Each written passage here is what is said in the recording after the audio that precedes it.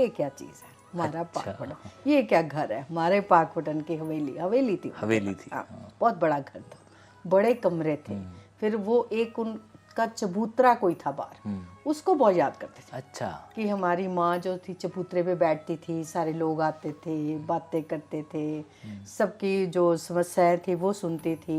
जब मेरे माता पिता वहाँ से चल के आ रहे थे, वो 8 महीने का था। ठीक है। उसको पानी नहीं मिला, उसको डायरिया हो गया, तो he died there and then on the way. तो वो त्रासदी जो हमारे परिवार ने तो झेली, सारी जिंदगी का। मेरी माँ की आंखों में हमेशा दर्द था, तड़प थी। फिर उसके बाद हम बेटियों ने जन्म लिया, हमें उन्होंने बेटों की तरह ही पाला। बेटा फिर लास्ट में जाके 6 बहनें हुई हैं। अच्छा। तो उसके बाद में आप सोच सकते हो कि वो माँ के अंदर क्या गुजर रही होगी। बिल्कुल। मेरी माँ हमेशा कहती थी कि वो एक शनील का सूट पहना हुआ था, वो फिर फट गया, फिर उसको उन्होंने गांठ मारी। वो चीज़ें हमारे दिमाग में घूमती हैं। बिल्कुल। कि एक महिला के लिए कपड़े की कितनी वैल्यू होती है, उस टाइम वो कैसे चल रही होंगी।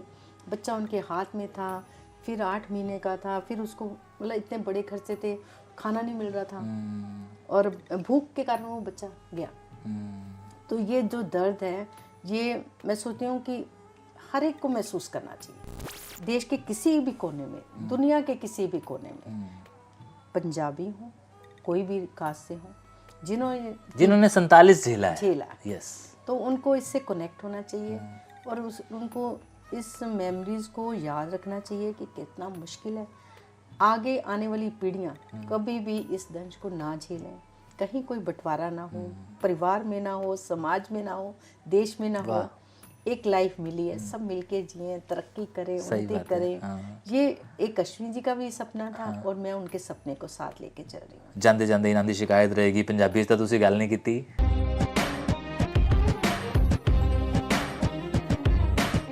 नमस्कार जी, मैं हूं आज पंजाब केसरी के उस ऑफिस में जहां से हिंदुस्तान भर को हिंदुस्तान की खबरें जाती हैं। और ख़बरें रिकॉर्ड करने नहीं आया हूं, मैं आया हूं उस परिवार की उस बेटी के साथ जिन्होंने विस्थापन को झेला है। हम अगस्त महीने में आए थे, ये सारी दुनिया जानती है, हमारे व्यूअर्स जानते हैं, वो सारे परिवार जानते हैं कि ये जो अगस्त का महीना था, ये हमारे लिए एक काला महीना था, काला अध्याय था। और उसी अध्याय के कुछ सफ़े, कुछ पन्ने हम लोग आजकल पलट रहे हैं, पढ़ रहे हैं, और उन्हीं सफ़ों में से एक अध्याय आज किरण जी के साथ। किरण जी नमस्कार। नमस्कार जी। किरण जी, ये तो हम सब भी जानते हैं और हमारे देखने वाले कि आप पंजाब केसरी को रन कर रहे हैं, लेकिन थोड़ा सा पीछे जाएं तो पहले माता पिता जी को याद कीजिए, उनके नाम जानना चाहूँगा और उनका पीछे वाला कौन सा शहर था वो वाला जानना। बिल्कुल। पहले तो मैं आपको यहाँ थोड़ा सा करेक्ट कर दूं जी कि मैंने नहीं झेला, मेरे माता पिता ने जी, मेरे परिवार ने बिल्कुल झेला। और वो समझो मैंने ही झेला जी, क्योंकि उनकी ज़बान में हमेशा वही बातें रहती थी और जब तक वो जीवित रहे उनको मैं सोचती थी कि उन यादों के साथ ही वो जीवित रहते थे। तो वो लगता है कि वो हमारे सामने ऐसी वो रील बनाते थे, आजकल तो आप रील देख रहे हो ना, तो वो हमारे सामने वैसी रील बनाते थे, हमें लगता था हमने झेला है। तो आप कह सकते हो कि मैंने झेला, हमारे परिवार ने झेला। तो वही मैं जानना चाह रहा था कि आपके माता पिता जी पीछे कहाँ से? मेरे माता पिता जी पाकपटन से थे। जी, दोनों ही? दोनों। अच्छा, और दोनों के नाम? पाकपटन से दोनों के नाम? मेरे फादर का नाम, मेरे पिताजी का नाम पंडित विष्णुदत्त त्रिखा थे। अच्छा। हाँ जी। मैं ब्राह्मण परिवार से ठीक है। और मेरी माँ का नाम पूर्णिमा देवी था। ठीक है। तो वो अपने आप में एक पूरन बिल्कुल थी। और मेरे पिताजी, मेरे फादर एक लॉयर थे, बहुत पढ़े लिखे थे और इकलौते बेटे थे। ठीक है। और बहुत ज़मीन थी वहाँ पे। और उनसे जो मैंने समझा है कि उनको बहुत अटैचमेंट थी वहाँ से और बहुत ज़मीन थी उनकी वहाँ पे। अच्छा। वो बड़ी शान से बताते थे अपनी स्टोरीज की हमारी 32 किले ज़मीन थी। हमें उस समय मालूम ही नहीं होता था 32 किले क्या है। हाँ। पर बहुत खुशी से बताते थे और अल्टीमेटली जब बताते थे तो उनकी आंखों में दर्द भी आता था। उस ज़मीन से बिछड़ने का, उस घर से बिछड़ने का, उस शहर से बिछड़ने का, उन साथियों से बिछड़ने का दर्द जो था उनकी बातों में था, उनकी आंखों में झलकता था। और मेरी माँ भी बताती थी, क्योंकि उन्होंने तो इतना देखा, क्योंकि वहाँ से चल कर आए थे। उन्होंने ट्रेन को कटते देखा, उन्होंने कई लड़कियों का रेप भी होते देखा, कईयों की इज्जत लूटते देखी, कईयों को भूख से तड़पते देखा, किसी को सुसाइड करते देखा।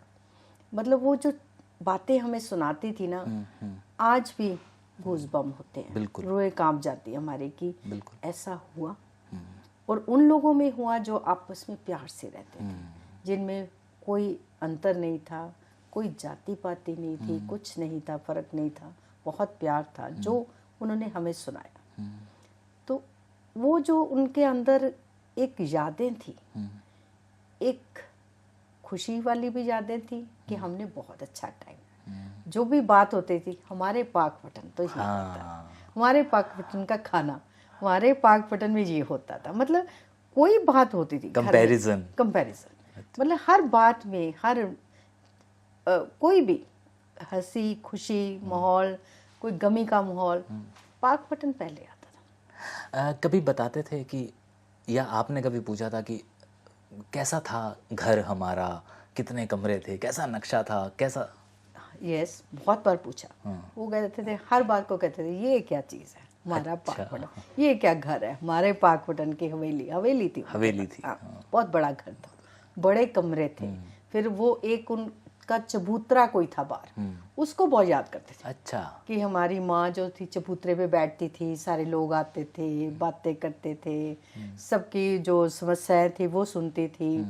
ऐसे भी वो बहुत सी बातें जो मतलब हम रिलेट कर सकते हैं कि आज की जो जनरेशन या हम लोग हैं, वो उनकी बातें जो थी ना, जो पुराने लोगों की बातें कुछ और ही थी, सही बात है। और वो खाने की बात करते थे तो लगता था कि हम खा रहे हैं, वो बात करते थे तो लगता था हमारे सामने घूम रही थी। ऐसे मतलब वो बातें सुनाते थे हर बात पे, हमारा पाक पटन हमारे। यही नहीं, ये तो मेरे माता पिता की बात है। मेरे ससुराल की बात करो तो मेरी मदर इन लॉ, अच्छा, हमारे लाहौर, लाहौर दा की कहना, लाहौर में ये होता था।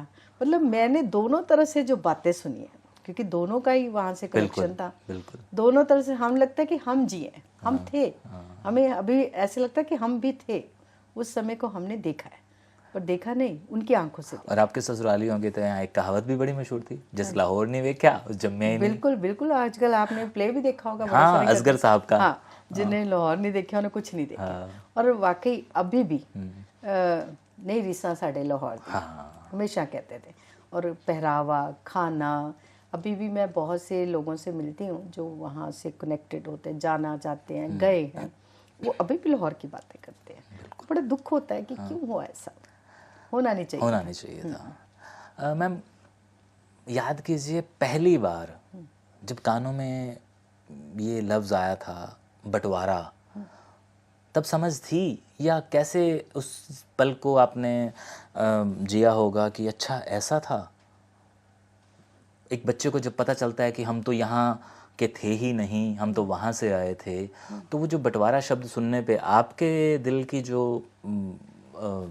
फीलिंग्स थी तब कैसी थी? देखो, जब हम छोटे होते से सुन रहे थे, हमें समझ नहीं थी कि क्या होता है बंटवारा या क्या है, वहाँ क्या था, यहाँ क्या था, हम तो अपनी दुनिया में मस्त होते। पर मेरी मायका है, उसका बहुत बड़ा नुकसान भी हो। हमारा सबसे बड़ा भाई था उस समय। अच्छा, जब मेरे माता पिता वहाँ से चल के आ रहे थे, वो 8 महीने का था। ठीक है। उसको पानी नहीं मिला, उसको डायरिया हो गया, तो he died there and then on the way. तो वो त्रासदी जो हमारे परिवार ने झेली, तो सारी जिंदगी का, मेरी माँ की आंखों में हमेशा दर्द था, तड़प थी। फिर उसके बाद हम बेटियों ने जन्म लिया, हमें उन्होंने बेटों की तरह ही पाला। बेटा फिर लास्ट में जाके, 6 बहनें हुई हैं। अच्छा, तो उसके बाद आप सोच सकते हो कि वो माँ के अंदर क्या गुजर रही होगी। बिल्कुल, क्योंकि आज तो ना बेटी बेटे में फ़र्क है। हाँ। और हमारे माता पिता ने भी कोई हमें फ़र्क से नहीं पाला। हमेशा कहते थे ये पंडित जी की बेटियाँ हैं। तो अब तो कहते थे कि ये बेटियां के फादर पंडित जी हैं, ऐसे उनको गर्व भी हुआ हमारे पे। पर एक दर्द था, ऑफ कोर्स वो तो रहेगा। और एक तो भयानक मंजर देखे, ऊपर से अपना बच्चा खोया, तो आप सोच सकते हो कि वो दर्द उनके अंदर से कभी नहीं गया। और उसके बाद हर साल उन्हें वो दर्द कुरेदता होगा ना जब राखी आती होगी कि मेरी तियाँ, और हाँ वो जी, बिल्कुल बिल्कुल, है ना? बिल्कुल। और उनका नाम भी उन्होंने दीपक रखा था। ओह अच्छा। दीपक ही उनका बुझ गया था, तो बहुत दर्द था, परिवार में बहुत दर्द था कि बेटा अगर बड़ा होता तो होता ही है, सब बिल्कुल परिवार होता में है, बिल्कुल होता है। तो ये जब बंटवारा समझ में आया, तब ये दास्तानें शुरू सुननी की थी, या कुरेदना शुरू किया था, या जैसे आपने बताया कि हम तो बचपन से ये सब सुनते आ रहे बचपन थे? से सुनते आ रहे थे। और जब हमें समझ आया, यू आर राइट, जब हम पढ़ने शुरू हो गए, हमारी बुक्स में भी कभी कभी आया, तब हमने रिलेट किया कि ओ ये तो हमारे मम्मी पापा तो शुरू से बोल रहे हैं। हाँ। तब उनसे फिर पूछा, वो पूछना और उनका बताने में बड़ा फर्क था। बड़ा फर्क, क्योंकि वो किताबी था। हाँ, वो किताबी था। फिर हमने उनसे, उन्होंने कहते हैं ना, अक्खां देखिया हाल, हड बित्या अक्खां देखिया हाल सुनाया, और वो उनका दर्द हमने जो महसूस किया, आपको उसके लिए मेरे पास शब्द नहीं है। बिल्कुल, मैं उनका मानता हूँ बहुत दर्द था। बिल्कुल बिल्कुल पर उसके बाद जब उन्होंने कहा ना बंटवारा क्यों, एक इंसान को अपनी जगह बदलनी पड़े, हाँ, तो बहुत मुश्किल होती है। तो उन्होंने तो ज़मीन जायदाद घर साथी सब छूटे उनके। आप सही कह रहे हैं। कितना मुश्किल हुआ होगा। बिल्कुल। और उसके बाद अब मैंने रियलाइज़ किया, 20 सालों से मैं बुज़ुर्गों के लिए काम कर रही हूँ, और बुज़ुर्गों का मैंने देखा कि जब उनको एक बिस्तर भी बदलना पड़े ना, तो बहुत मुश्किल होती है। तब उनका, मेरे माता पिता का दर्द और भी मुझे समझ आता है कि अरे वो तो जगह ही छोड़ के आ गए। अब हम भी इस स्टेज में है कि अगर हमें कोई कह दे कि अपना स्थान बदलो, तो हम भी नहीं बदलें। सही बात। तो it's difficult, it's not easy. और उन्होंने क्या कहते हैं कि उनका तो सब कुछ ही बदल गया, जीवन बदला, रहने सहने का तरीका बदला, और एक और बात, वहाँ वो राजाओं की तरह जीते थे। 32 किले ज़मीन बहुत बड़ी होती है, 32 एक एक बेटा। यहाँ आके उनको शरणार्थी बोलना शुरू हो गए लोग, वो और भी दर्द था। और जहाँ वो जाते थे और उनको रेफ्यूजी बोला जाता था, शरणार्थी, ये भी उनका दर्द था। और मेरे फादर ने नीलो खेड़ी आके कैंप लगाया। ये उन कैंप उन्होंने लगाया? हाँ जी, कैंप लगाया, कितना लोगों की हेल्प करी। वहाँ पंडित जी थे, अब तो वो नहीं रहे। जब मेरे हस्बैंड इलेक्शन लड़े तो वो मुझे मिले, उन्होंने बताया कि अरे बेटा, तेरे तो पिताजी ने बड़ी सेवा की हुई है यहाँ पे, कनाल में नीलोखड़ी जगह है, वहाँ लगा था। और फिर जो ये दर्द था ना, इससे बड़ा दर्द मैं समझती हूँ कि आज के बच्चों को समझना भी चाहिए कि ये जो आज़ादी मिली, ये जो बंटवारा हुआ, ये जो हम विभाजन विविधता मनाते हैं, अभी मना रहे, वो तो कई सालों से मना। उनके अंदर तो वो दर्द था, और दर्द रो के उनके अंदर था कि हर पल को वो याद करते थे, हर पल को वो रोते थे, कुछ तो हमसे शेयर करते थे। अब हमें उनका दर्द समझ आता है, जब मैं बुज़ुर्गों को भी देखती हूँ, वो भी बहुत याद करते हैं। हर एक की एक अपनी कहानी है कि कैसे वो छोड़ के आए, कैसे वो, कईयों की लोगों ने, वहाँ जो लोग थे वहाँ के, उन्होंने मदद की, कईयों की बिल्कुल नहीं मदद की। ये अलग अलग स्टोरीज है। बिल्कुल, आप तो देख रहे हो, लोगों से मिल रहे हो कि कईयों के साथी पड़ोसियों ने शुक्र किया कि जा रहे, इनका घर हमें मिला। कई लोग इतने थे कि अपनी जान हथेली पे रख कर भी बचाया। आज वो अलग अलग पीड़ा है सब लोगों की। आपको याद आता हो कभी उन्होंने ये कहा हो कि एक बार दोबारा होके आना है? बहुत बार। अच्छा। बहुत बार। और ये जो उनका सुना हुआ था, मेरे ससुराल से भी जो सुना था, मेरे हस्बैंड गए देखने, जब वाजपेयी जी गए थे बस में, तो मेरे हस्बैंड गए थे साथ, तो वो तो उन गलियों में लाहौर अपनी प्रेस को देख के आए। और मतलब उन्होंने वो तो नहीं वहाँ के पले हुए थे ना, वहाँ जन्मे नहीं थे ना मैं, क्योंकि उन्होंने सुना था, तो उनको फील होता था ये मेरा घर, ये हमारी प्रेस, वो सारा देख के आए थे। हाँ, सब देख के आए थे। वो दादाजी के लाडले थे? दादाजी के लाडले थे, बहुत लाडले थे, बड़े पोते थे और बड़े लाडले थे। और चाहे मेरे माता पिता हों या मेरी सासू माँ थी, मेरे सबके मुँह से यही सुना कि लाहौर दियाँ गल्लां तो ओनली रीसा नहीं। और वो जाना चाहते थे, देखना चाहते थे। मेरे हस्बैंड ज़रूर गए, वो देख के आए सारा कुछ, और उन्होंने आके लिखा भी। और तो और मेरे ससुराल और मायके दोनों तरफ फ्रीडम फाइटर रहे। ठीक है। और ये जो आप आज बंटवारे की बात कर रहे हो, मेरे कज़न है डॉक्टर चंद्र त्रिखा, उन्होंने तो सीरीज़ लिखी है और हमने अपनी पंजाब केसरी में प्रिंट की उसको। मैं बता नहीं सकती कहाँ कहाँ से लोगों ने हमें कनेक्ट किया, कांटेक्ट करने की कोशिश की, क्योंकि सब कनेक्टेड है। बिल्कुल दर्द एक चीज़ ऐसी है जिनसे सबको कनेक्ट किया हुआ। बिल्कुल। तो बड़े तरह तरह से लोगों के फ़ोन आते थे कि हम भी अपनी स्टोरी बताना चाहते हैं, हम भी मिलना चाहते हैं। तो आई टोल्ड हिम कि आप भी प्लीज़ बुक लीजिए, बुक करिए, लोगों से मिलिए, क्योंकि वो कनेक्ट हो रहे थे एक दूसरे से। आपने जिस शख्स का नाम लिया है, जिस शख्सियत का नाम लिया है, उनके बारे में मैं 2 बातें कहना चाहता हूँ। एक तो ये कि मैं ही डॉक्टर चंद्र त्रिखा साहब की वजह से यहाँ बैठा हूँ। अच्छा। मैं खुद कहाँ पहुँच सकता था आपके पास। उन्होंने मुझे कहा कि केशव तुम्हें जाना चाहिए इस परिवार के पास। और दूसरा, इन्हीं का वो प्लेटफॉर्म है जहाँ से वीकली डॉक्टर त्रिखा साहब का एक कॉलम निकलता है और जिसमें कभी कभार जब पार्टीशन का जिक्र आता है तब वो अपना दर्द उड़ेल देते हैं, क्योंकि वो भी पाकपट्टन से हैं। हाँ, तीसरी बात, कभी कभार इस ना चीज़ का जिक्र उनके कॉलम में होता है और मोहब्बत से भरा हुआ होता है कि केशव नाम का भी एक शख्स है जो ऐसी दास्तानें रिकॉर्ड कर रहा है। तो मैं आज इसी परिवार में बैठा हूँ जिस परिवार ने समाज को बहुत कुछ दिया है। और इस परिवार के बारे में वाकई में मैम ने जैसे पहले कहा ना कि मेरे पास लफ्ज़ नहीं है, तो इस बारे में कहने के लिए मेरे पास लफ्ज़ नहीं है कि मैम के परिवार ने क्या क्या नहीं दिया है। कहने को तो एक बात ही है कि हाँ जी न्यूज़पेपर है, लेकिन न्यूज़पेपर नहीं है, वो बहुत बड़ा परिवार है। ये बरसों से न्यूज़पेपर नहीं, एक मिशन है जो हमेशा देशभक्ति से भरा है। देश के लिए लिखता है, देश के लिए जीता है, बिल्कुल देश के लिए कलम चलती है। और अश्विनी जी, लाला जगत नारायण जी, रमेश चंद्र जी एक ऐसे पत्रकार थे, निडर, निर्भीक, निष्पक्ष, बिल्कुल, और डरते नहीं थे, झुकते भी नहीं, बिल्कुल। जो थी बात जो होती है वो लिखते थे। और अगर आपको याद हो तो इन लोगों ने देश की आज़ादी के लिए लड़ाई लड़ी। लाला जी 16 साल जेल रहे। बिल्कुल। और जो मेरे ससुर आदरणीय रमेश चंद्र जी थे, वो उस समय आज़ादी के जो परवाने थे उनको एक एक स्लिप, एक एक पेज पे लिख के मैसेज पहुंचाते थे। अच्छा जी। और एक पेज से 2 पेज बने, 2 से 3, 3 से 4, 4 से फिर अखबार बनी। वाह, तो ये हमारी फैमिली की हिस्ट्री है। तो पहले तो आज़ादी के लिए लड़ाई लड़ी, उसके बाद देश की एकता और अखंडता को कायम रखते हुए दोनों ने प्राण न्यौछावर के, शहीद हुए दोनों। बिल्कुल। और ऐसे ही अश्विनी जी की कलम हमेशा चली, कभी झुकी नहीं। बिल्कुल।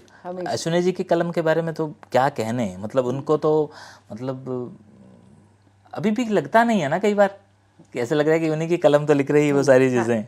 हाँ जी, हाँ। अच्छा, जब जाने की बात करते थे तो स्पेशली कोई चीज़ कहते थे माता पिता जी कि वो चीज़ देखने जाना है, या वो चीज़ उत्थे सी, या वो जब माता पिता जी कंपैरिजन करते थे?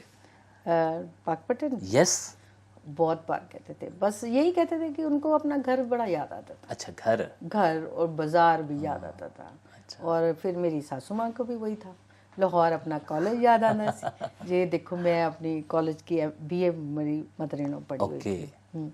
तो वो कह रही थी मैं लाहौर से BA की हुई है मैंने। तो बहुत बड़ी बात थी, बहुत बड़ी बात थी। 10वीं भी बहुत बड़ी बात थी, फिर उन्होंने तो BA की हुई थी। बहुत बड़ी बात थी। और मेरे बच्चों को वो कहते थे I am your English speaking दादी। तो वो लाहौर की बातें कुछ और थी, वो उनके रिश्तेदारियों को याद करते थे, सब कुछ मतलब उनके टिप्स पे रहती थी हमेशा चीज़ें।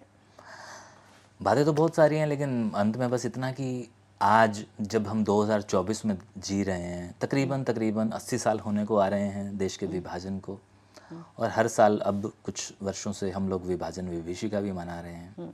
आई am thankful to Modi ji, जिन्होंने ये उठाया कि अब करना चाहिए। और पर हमारे जो लोग बुजुर्ग आते हैं वो कहते हैं हम तो बड़े सालों से मना रहे हैं, पर मोदी जी ने इसको एक्नॉलेज किया है। इट्स गुड कि उनके ना दिल का दर्द बाहर आ रहा है। पहले वो शायद अपने घरों में मनाते थे, अब हर घर में मनाया जाता है, और उस तरह से दिखा के कि हाँ जी हम ये हैं, हम वो थे। तो ये चीज़ की जाती है। और मेरे हिसाब से ज़रूरी भी है कि आने वाली जो पीढ़ियाँ हैं, यूथ है, उनको मालूम होना चाहिए कि ये जो आज़ादी है ये इजी नहीं थी और कैसे मिली, और हिंदुस्तान पाकिस्तान क्यों बना, ये सब मालूम होना चाहिए। और होना चाहिए था स्थान का बंटवारा, हो गया हिंदू मुस्लिम लोगों का बंटवारा और लोगों का मजहबों का बंटवारा। मजहबों का, वो अच्छा नहीं था। अभी भी जो हमारे देश में मुस्लिम है बड़े रिस्पेक्टफुली जीते हैं, बहुत हाँ अच्छा है उनका, हमारे लिए कोई फ़र्क नहीं है उनके बिल्कुल। लिए। उधर पाकिस्तान में है तो वहाँ के हिंदू, आपने देखा है मजनू का टीले पे शिवर लगे हैं उनकी, मैं मदद करने भी जाती हूँ जी। और ये फ़र्क है, वो दिल को चुभता है कि हर इंसान को ये सोचना चाहिए कि हम इंसान हैं, ये मज़हब तो कुछ भी नहीं है इनके सामने, ह्यूमैनिटी इज़ फर्स्ट। बिल्कुल। और आने वाली पीढ़ियाँ, मेरे को लगता है आज जो यूथ आ रहा है वो भी फ़र्क नहीं करेगा, नहीं करेगा। वो education matters a lot. Education से सबको लग रहा है कि हमें इन चीज़ों से ऊपर उठना चाहिए। मैं बल्कि आपसे अंत में यही पूछने वाला था कि आप इस बंटवारे को कैसे देखते हैं, लेकिन आपने वो पहले ही बता दिया तो मेरा वो सवाल चला जाता है। लेकिन एक सवाल जो कि मेरी लिस्ट में नहीं है, अभी बात करते हुए लग रहा है कि व्यूवर्स भी ये बात कमेंट्स में ज़रूर लिखेंगे। हम और यहाँ पे हमारे साथ जो हमारा ये नौजवान तबका बैठा है, जो ये पीढ़ी बैठी है, ये अपनी ज़बान से उतने मिलनसार नहीं हैं, उससे दूर होते जा रहे हैं। और उस तरह क्या आप उसे देखती हैं कि हाँ ये ठीक है, ज़बान को बचाना भी बड़ा लाजमी है, क्योंकि अगर ज़बान नहीं है तो फिर पहचान नहीं है ना, वाली बात आ जाती है। बिल्कुल, कहते हैं ना जो हमारी भारतीय संस्कृति, संस्कार है, सभ्यता है, वो तभी जीवित रहेगी जब हम अपनी ज़बान को, अपने जो रूट्स है उसको कभी ना भूलें। और आई थिंक ये जो आपने ये शुरू किया है, ये आने वाली पीढ़ी को इससे कनेक्ट करेंगे कि हमारे माता पिता कहाँ से आए, क्या था, और जो जिन्होंने एक शरणार्थी वर्ड का दंश झेला है उनके लिए एक मरहम पट्टी भी होगी। वो शरणार्थी नहीं थे, वो तो बहुत बड़ा बलिदान करके आए, अपनी मटेरियलिस्टिक चीज़ों का, अपने स्थान का, अपना बहुत बड़ा बलिदान था वो जो करके आए। आपको मालूम होगा कि अश्विनी जी ने एक मूवमेंट चलाई थी जी, हरियाणा से शुरू की थी, तो पंजाबियों के लिए सबकी इकट्ठे हो, क्योंकि मोस्टली वहाँ पे पंजाबियों का हुआ था, तो उन लोगों को वो करना चाहते थे कि उनको किसी ने वहाँ उनका अच्छी तरह से दाह संस्कार नहीं हुआ, कुछ नहीं हुआ, उनके लिए उन्होंने एक मूवमेंट जी मुहिम चलाई थी। और मैं ही नहीं जानता, हमारे सारे दर्शक भी जानते हैं। इस मुहिम को बड़े अच्छे स्थान पर वो लेके गए थे। बस ये है कि वो जो चाहते थे, जो उनका सपना था, वो नहीं हो पाया पूरा। हाँ, वो नहीं हो पाया। वो चाहते थे कि एक तो विभाजन में जो लोग मारे गए उनको हर तरह से उनका जो एक रीति रिवाज, हमारी जो धार्मिक आस्थाएं हैं, उसके हिसाब से उनका सब कुछ किया जाए। उन्होंने करने का प्रयास भी किया, बहुत से लोगों को जोड़ा। शब्दों में कहा जाए तो पिंडदान ही नहीं हुआ, मोक्ष ही नहीं मिला। मोक्ष ही नहीं हुआ। और कुरुक्षेत्र तो आपको मालूम है कि इसलिए मानी हुई चीज़ है। तो he did his level best. उन्होंने पंजाबियों को जोड़ा, आज पौधा लगाया था पंजाबियों का उन्होंने हरियाणा में, जो आज वट वृक्ष बना हुआ है। सब धर्मों के लोगों को जोड़ा, क्योंकि बलिदान सब धर्मों के लोगों का हुआ। और हुआ क्या, देश के लिए। तो वो शहीद थे, एक किस्म के बलिदान तो दिया, शहीद थे। उनका पिंडदान भी होना चाहिए था, उनका सब जो हमारे उनकी पहचान भी होनी चाहिए। तो अश्विनी जी ने बहुत प्रयास किया, हरियाणा से शुरू हुए थे, और वो चाहते थे सारे देश में, सारी दुनिया में जो पंजाबी हैं, जो कनेक्टेड है इस विभाजन से, बंटवारे से, उसके दर्द से, उनकी पीढ़ियाँ उनको जानती हैं कि हमारे माता पिता ने ये झेला, हमारे दादा दादी ने ये झेला, हमारे नाना नानी ने झेला। मेरी माँ हमेशा कहती थी कि वो एक शनील का सूट पहना हुआ था, वो फिर फट गया, फिर उसको उन्होंने गांठ मारी। वो चीज़ें हमारे दिमाग में घूमती हैं बिल्कुल, कि एक महिला के लिए कपड़े की कितनी वैल्यू होती है। उस टाइम वो कैसे चल रही होंगी, बच्चा उनके हाथ में था, फिर 8 महीने का था, फिर उसको मतलब इतने बड़े खर्चे थे, खाना नहीं मिल रहा था, और भूख के कारण वो बच्चा गया। तो ये जो दर्द है, ये मैं सोचती हूँ कि हर एक को महसूस करना चाहिए। देश के किसी भी कोने में, दुनिया के किसी भी कोने में, पंजाबी हो, कोई भी कास्ट से हो, जिन्होंने 47 झेला, यस, तो उनको इससे कनेक्ट होना चाहिए, और उनको इस मेमोरीज को याद रखना चाहिए कि कितना मुश्किल है। आगे आने वाली पीढ़ियाँ कभी भी इस दंश को ना झेलें, कहीं कोई बंटवारा ना हो, परिवार में ना हो, समाज में ना हो, देश में ना हो, एक लाइफ मिली है, सब मिलके जिए, तरक्की करें, उन्नति करें। ये एक अश्विनी जी का भी सपना था और मैं उनके सपने को साथ लेके चल रही हूँ। नहीं, आप बहुत अच्छा, और आपने वो सपना जो याद दिला दिया है जी। उस सपने के बारे में मैं इनके साथ एक व्यक्तिगत रूप से, व्यक्तिगत ही नहीं, आप सबके लिए वो एक चीज़ इस वीडियो के बाद आप देख सकते हैं। जो उनका सपना था, बहुत सारे लोग समझ चुके होंगे और बहुत सारे लोग जो नहीं समझे हैं, वो सपने को जानने के लिए वो वाला वीडियो ज़रूर देखिएगा, क्योंकि उस सपने को साकार करने के लिए हमारा पंजाबी समाज आज भी इकट्ठा होने की कोशिश कर रहा है। क्योंकि अश्विनी जी अगर चले गए हैं तो कोई तो उस सपने को साकार करेगा। बिल्कुल।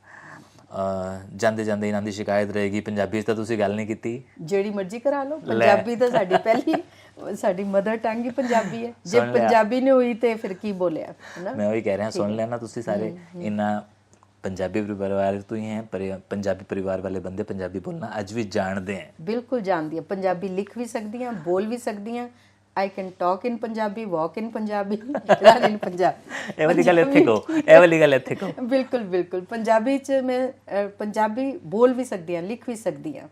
ਔਰ ਜਦੋਂ ਅੰਮ੍ਰਿਤਸਰ ਟੀਵੀ ਸਟੇਸ਼ਨ ਚੱਲਿਆ ਸੀ ਤੇ ਪਹਿਲੇ ਨਿਊਜ਼ ਰੀਡਰ 'ਚ ਮੈਂ ਸੀਗੀ ਤੇ ਪੰਜਾਬੀ ਦਾ ਇਮਤਿਹਾਨ ਦਿੱਤਾ ਸੀਗਾ। ਉਹ ਵਾਲੀ ਗੱਲ ਦੁਬਾਰਾ, I can talk Punjabi, I can talk Punjabi, I can talk in Punjabi, walk in Punjabi, write in Punjabi and run in Punjabi and run for Punjabis। ਵਾਹ, ਠੀਕ ਹੈ, ਪੰਜਾਬੀ ਹੈ ਤੇ ਸਭ ਕੁਝ ਹੈ, ਪੰਜਾਬੀਅਤ ਜ਼ਿੰਦਾ ਹੈ। ਹਾਂ। ਔਰ ਮੈਂ ਬ੍ਰਾਹਮਣਾਂ ਦੀ ਵੀ ਬੇਟੀ ਹਾਂ ਤੇ ਇਸ ਕਰਕੇ ਮੈਂ ਸਾਰਿਆਂ ਨੂੰ ਨਾਲ ਲੈ ਕੇ ਚੱਲਦੀ ਹਾਂ, ਚਾਹੇ ਉਹ ਕਿਸੇ ਵੀ ਜਾਤੀ ਦਾ ਹੋਵੇ। ਬਹੁਤ ਵਧੀਆ ਗੱਲ ਹੈ। ਤੇ ਅਗਲਾ ਵੀਡੀਓ ਜਿਹੜਾ ਅਸ਼ਵਨੀ ਜੀ ਦੇ ਬਾਰੇ ਹੈ ਉਸ ਦਾ ਜ਼ਰੂਰ ਇੰਤਜ਼ਾਰ ਕਰਨਾ। ਤੇ ਮੈਨੂੰ ਉਮੀਦ ਨਹੀਂ ਸੀਗੀ ਕਿ ਮੈਂ ਇੱਕ ਤੋਂ ਬਾਅਦ ਦੂਜਾ ਵੀ ਕਰਾਂਗਾ, ਲੇਕਿਨ ਹੁਣ ਇਹਨਾਂ ਦੀ ਜਿਹੜੀ ਹੈ ਪੰਜਾਬੀਅਤ ਬਾਹਰ ਆਈ ਹੈ, ਇਸ ਕਰਕੇ ਮੈਂ ਦੂਜਾ ਵੀਡੀਓ ਵੀ ਕਰ ਰਿਹਾ। ਸ਼ੁਕਰੀਆ। ਚੰਨ ਕਿੱਥਾ ਸਾਰੀ